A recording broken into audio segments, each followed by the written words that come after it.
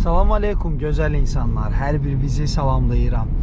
Bugünkü mənim videomda mən qısa bir sual vermək istəyirəm ki, son vaxtlar gördüyüm taksidə sürülən avtomobillər bir çoxsunu Çin istehsalı olan avtomobilləri görürəm. Əsasən də BYD ilə Changan'ın A05'lərini. Ona görə belə bir sual yarandı məndə ki, nə əcəb, son belə son maydan bu yana, başda bir ildir də bu tendensiya başladı. Nə əcəb köhnə sınaqdan keçirilmiş avtomobillərə üst tutmurlar. Nə bizim sadə vətəndaşlarımız, nə də sahibkarlar. Bax, onu açığı sual məni maraqlandırır ki, misal üçün bax, gəlin bir sadalayım, siz də bir dənə fikirləşin. Biri,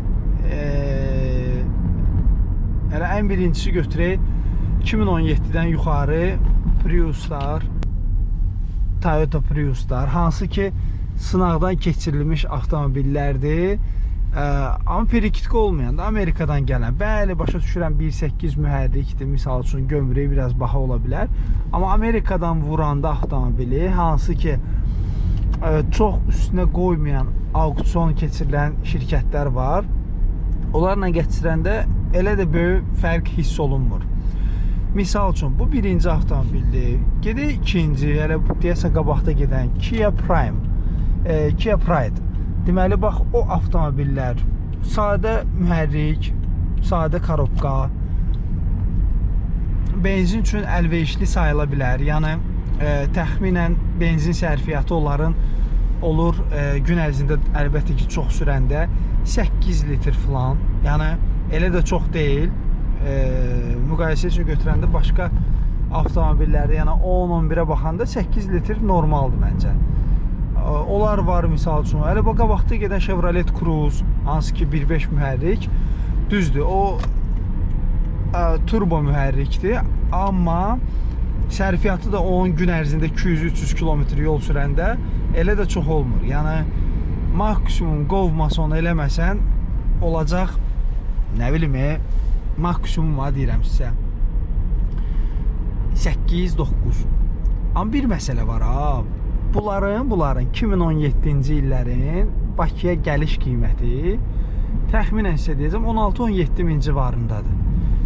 Ağ rəngdə vura bilərsiniz. Chevrolet Cruze 17-ci il 16-17 min manata ağ rəngdə. Yəni belə qiymətlərlə maşın, avtomobillər vurmaq olar Amerikadan. Yəni elə də böyük məbləğlər deyil də.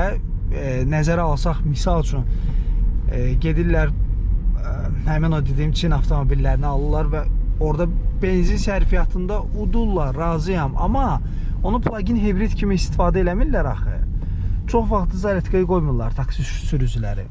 Ona görə əzlərim, belə bir sual yarandı məndə ki, nə əcəb, bax, Chevrolet Cruze'dur, Kia Pride'dir, canım sənin üçün, Toyota Prius'lardır. Bizdə elə də məşhur olmayan bəzi insanların təriflədiyi deməli Volkswagen Polo. Bu da belə bir sadə mühərrik, yəni köhnələrdir, amma 2017-2018, bəli, başa düşürəm, təzə maşın alsaz bu başqa bir məsələ olacaq, amma büdcə söhbəti var da, sən gedib təzə maşın alsan 3 ildən 5 ildən sonra onun qiyməti hədsiz dərəcədə çox düşəcək, hədsiz. Amma gəlin yadımıza salaq Prius'ları, hələ indi sürdüyüm Prius, mən 2020-ci ildə mən bu avtomobili necə almışdımsa 12.350 manata, bu dəqiqədə rahatçılıqla mən bunu 12.350 manata sata bilərəm. Üstündən 4 il keçib. Yəni sözümü nəyə gətirəm? Qiymət cəhətdən çox az düşür aşağı və yaxud ümumiyyətlə düşmür. Başa. Amma gəlin siz indi təzə maşın alın, 4 ildən sonra o maşını satmaq istəyin. Neçə satasınız? Ölüsü ya, minimum çölə tulla 7.000 udacaqsınız. 7.000 az pul deyil axı əzizim. Belə şeylər var. Misal üçün. Yəni bax, Hyundai'lar. Hyundai məsəl üçün Ioniq deyirlər. O da hibriddir. Onu da Amerikadan gətirmək olar. 17-ci il. Hibriddə özdə nəyi var hibriddir? Bəli, razıyam sizlə. Mühərriki deməyim. Korobkası robot korobka olsun. Amma o bizim ustalar robot korobkadan qorxur. Amma orada əslində çox sadə bir şeydir. Orada heç nə yoxdur. Bildiyin 0607 korobkası heç beyni belə yoxdur. Heç filtri belə yoxdur, təsəvvür edin o korobkaları. Yəni sözümü nəyə gətirirəm ki, çox sadə mexanizmi, sadəcə olaraq bizim ustalar robotu sevmirlər. Necə ki, vaxtı ikə variatoru sevmirdilər. Yaxşıdır, şükür Allah, bu Priuslar gəldi. Planetar da olsa variatorları sevdirdi cəmaata.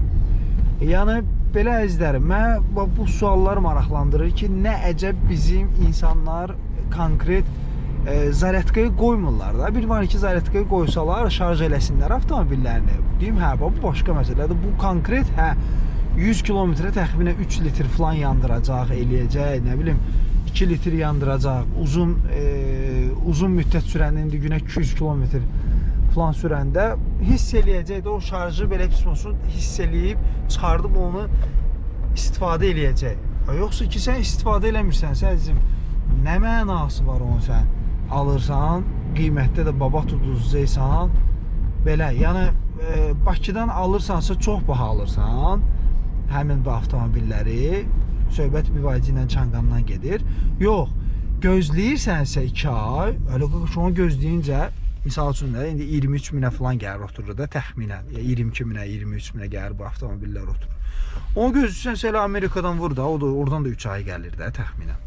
Öyle oradan vur avtomobili gözlə, ortada belə pis olsun 5 min, 6 min, pulut da, 17 minə Chevrolet Cruze'lar, Kia Pride'lar, indi Prius ola bilər, oturtura bilməyəsən, 20 minə Hyundai Ioniq, 21 minə oturtura bilərsən, canım sənin üçün. O da Hyundai da belə pis olsun, benzin sərfiyyatı Ruslara baxanda şokdaydılar. Deyirlər, biz bilmirik, qış vaxtı bu necə az belə sərfiyyat sərf eləyir. Söhbət çox az sərfiyyatdan gedir. Ruslar üçün yəni 5 litr qış vaxtı şaxtalı havada ideal göstəricidir. Onlar da o 5 litr içirdi qış vaxtı. Yəni ona görə Ruslar özü şokdaydı. Belə əzizlərim, bu sual açığı istədim bir dənə belə ümumilikdə bir şey eləyək, bir video çəkim bu haqda ki, bizim insanlarımız nə əcəb. Hələ heç mən Ford Fusion'ları demədim. Ford Fusion'lar da gətirmək olur. O hətta biraz belə deyim də, biznes klasa aid olan maşınlardır. Comfort Plus'a aid olan maşınlardır. Onlar da belə pis olsun, çox böyük məbləğə gəlmir. Bəli, başa düşürəm. İndi orada nüanslar var da. Çox adam deyir ki, 1.5 motoru məsləhətli deyil.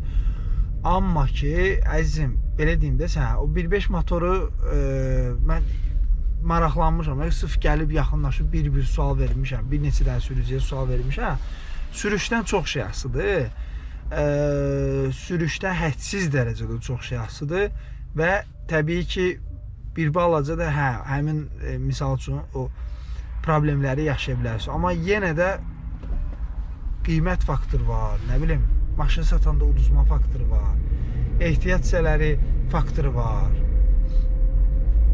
Amerikadan maşını vurmusansa, deməli ehtiyat hissəsində inşallah ki, vurmağa alınacaq.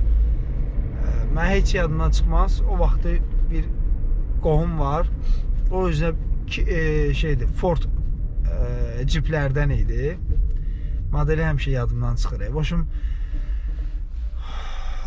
ondan alanda burada farası çox baha idi. Oradan sifariş elədi çox ucuz qiymətə. Təsəvvür eləyin ki, təxminən sizə deyəcəm, Ford'un stopunu həm 20 dollara, 30 dollara sifariş vermişdi. Yəni hədsiz dərəcədə ucuz qiymətə. Belə söhbətlər var, əzizlərim. Bu qədər. Ümid edirəm ki, video xoşunuza gəldi. Mən əsas suallarımın inşallah cavabını tapmaq istəyəcəm. Görüm ki, siz nə düşünürsünüz bu barədə? Mən üçün açığı bu məsələlər, bu sadaladığım bir neçə də avtomobildən biri nə əcəb bizim ölkədə daha çox sevilmir.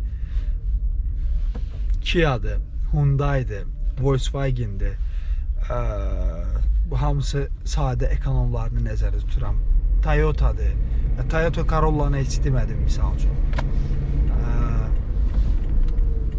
Yəni belə və bunların nə əcəb sevilmədiyini mən araşdırmaq istəyirəm ki, görüm ki, insanların güvənmədiyi burada nədir?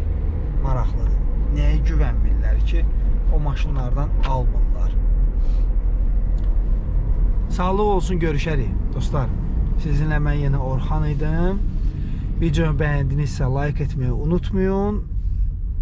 Nə qəşəng Forddur. Videomu bəyəndinizsə like etməyi unutmayın.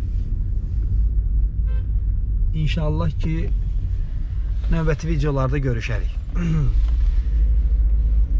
Kanala abunə deyilsə hələ də kanala abunə olmağı unutmayın. İnşallah növbəti videolarda görüşərik. Sağlıq olsun. Şərhlərinizi gözləyəcəm. Sağ olun.